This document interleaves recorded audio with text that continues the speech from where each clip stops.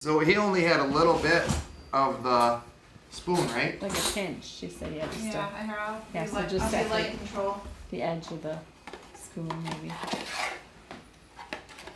Okay, so we got a quarter bottle of Mountain Dew, a little bit of baking soda on the end of About the good? spoon. Okay, dump it in. So one video we watched, this worked. The other video, it did not work. So we're doing our own experiment. 3 capfuls. 3 capfuls of peroxide.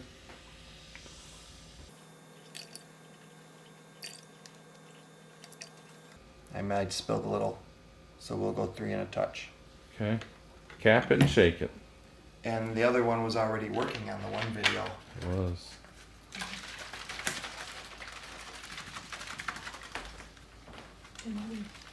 Shut this off and see.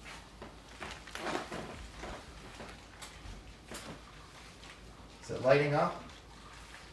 Does not seem to Not be. like it did in the other video. Oh, wait. Hold on. It's lighting. Wow, you're right. It does work.